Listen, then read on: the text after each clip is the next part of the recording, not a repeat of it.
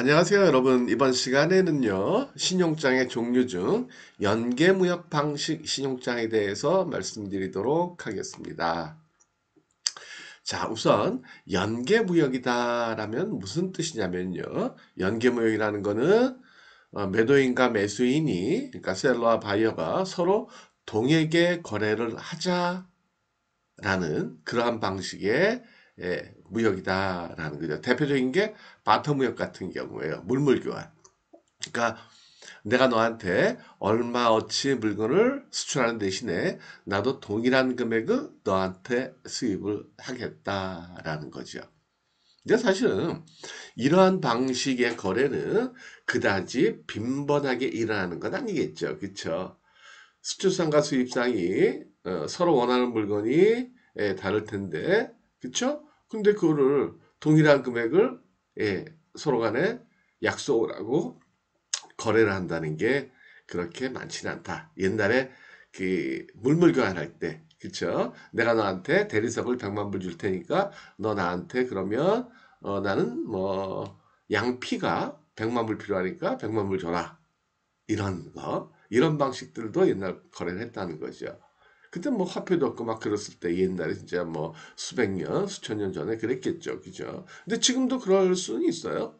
예를 들어 가지고 우리가 뭐 아프리카나 이런 나라들의 어떤 그 첨단 제품들을 보내고 뭐 컴퓨터나 뭐 이런 것들 보내고 돈이 없다 그러면 야 니네 뭐 철강석 많지 않냐 철강석으로 보내줘라 뭐 원자재 보내줘라 뭐 그럴 수는 있겠죠 그쵸 그런 경우도 지금 실제로 있기도 하고요 어쨌든 그런 방식이 연계무역이다라는 거죠.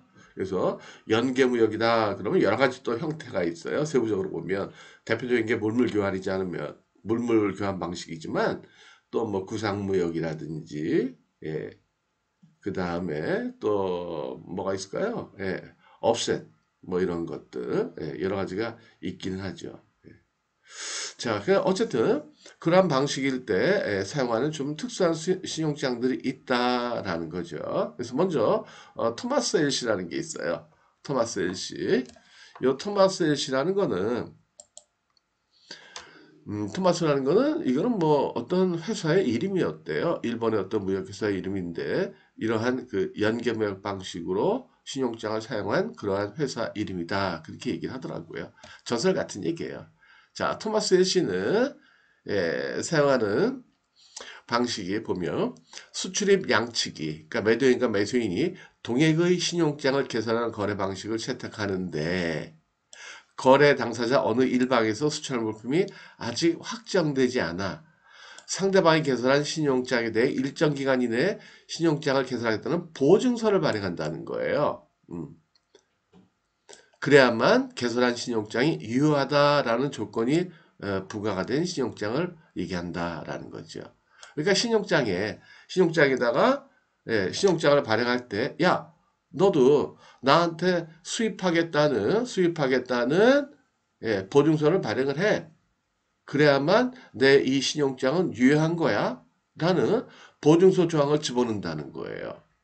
이해가 되시겠죠? 왜요? 나만 너한테 신용장을 개설하고 너는 나한테 뭔가를 수입하겠다는 거를 약속을 안 하면 나 이 신용장 다시 언제든 무효화할 수 있어. 이런 의미다라는 거죠. 그래서 말씀드린 대로요. 연계무역 방식이니까 서로 연계무역 방식을 약속을 했으니까 너도 나한테 수입해 라는 거를 확실하게 보장을 받겠다는 거죠. 그래서 한쪽이 먼저 신용장을 개설을 할 때 상대방으로 하여금 상대방도 수입한다는 것을 확실하게 하기 위해서 내가 너한테 이번에 신용장 개설할 때 너 나한테 보증서 발행해야만 유효해라는 조항 집어넣을 거야. 그리고 그러한 조항을 집어넣는다라는 거죠. 그쵸? 예, 예. 그래서 이러한 방식은 연계무역 방식일 때 사용하는 신용장 중에 하나다라는 거예요. 이해가 되시겠죠? 아까 연계무역 그럼 뭐라고 그랬죠? 셀러와 바이어가 동일한 금액을 서로 간에 수출입하자라는 거라고 그랬죠? 그 대표적인 게 물물교환. 그쵸? 그 다음에 또 뭐, 뭐가 있을까요? 뭐 구상무역도 있고요. 그쵸? 그 다음에 또 뭐 여러 가지가 있다라는 거죠. 자, 그 다음에 두 번째, 이것도 이제 연계무역 방식에 사용하는 신용장인데요. 동식해설 신용장이라는 게 있다는 거예요. Back to Wales라는 거. 이것도 역시 연계무역 자체가 많이 일어나지 않으니까 이러한 방식도 많이 쓰지는 않는다. 근데 토마스 헬시하고 비교해봤을 때 뭐가 다르냐? 이거는 뭐냐면 아까 토마스 헬시는 수입 신용장을 발행을 할 때 보증서 조항을 집어넣는다고 그랬죠. 너도 보증서 발행해야 돼. 그래야만 유효해. 라는데 이거는 뭐냐면 신용장상에 내가 너한테 지금 신용장 개설하는데 너도 동일한 금액의 신용장을 개설을 해야만 이 신용장은 유효하다라는 조건이 붙어 있는 신용장이에요.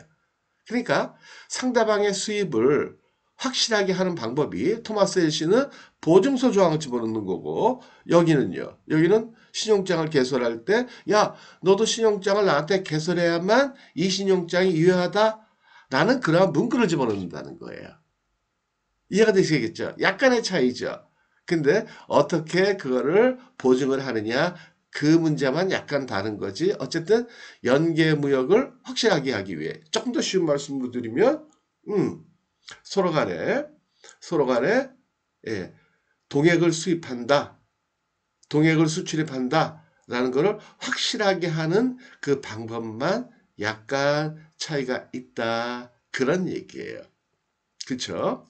예를 들어가지고 아빠하고 아들하고 약속을 할 때 아빠 약속 꼭 지켜 라고 말씀할 수도 있고 아빠 약속 지키겠다는 거 나한테 문서 하나 써줘 그럴 수도 있고 아빠 약속을 아빠 지킨다는 의미로 아빠 핸드폰 나한테 맡겨 여러 가지 방식으로 할 수 있다는 거예요.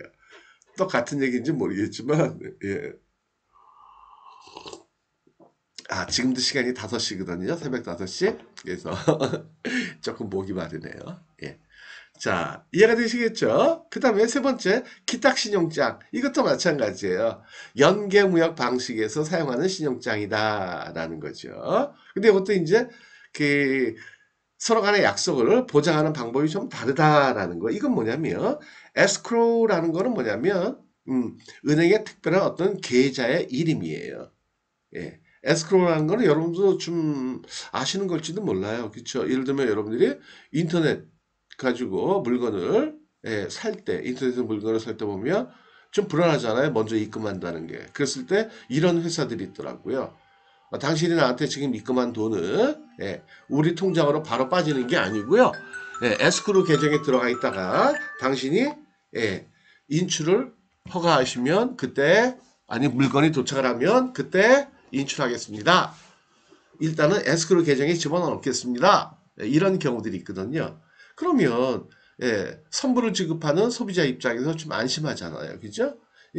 그러한 그 별단의 계정을 우리가 에스크로 계정이다. 그렇게 얘기하는 거거든요. 그래서 이거는 뭐냐면 여러분들이 만약에 수출했을 때 만약에 100만 불을 수출했다.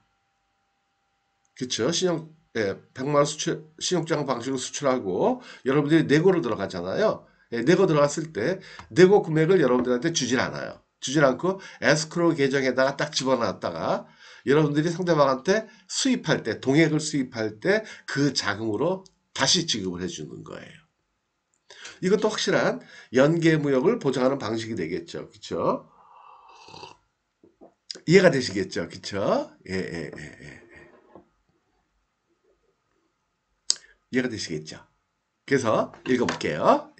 신용장에 의하여 발행되는 어음의 매입대금은 수익자에게 지급하지 않고, 그쵸? 여러분들이 내고했을 때 내고대금을 여러분들이 지급하지 않고 수출상과 수입상이 합의한 에스크루 어카운트에 입금해 두었다가, 그쵸?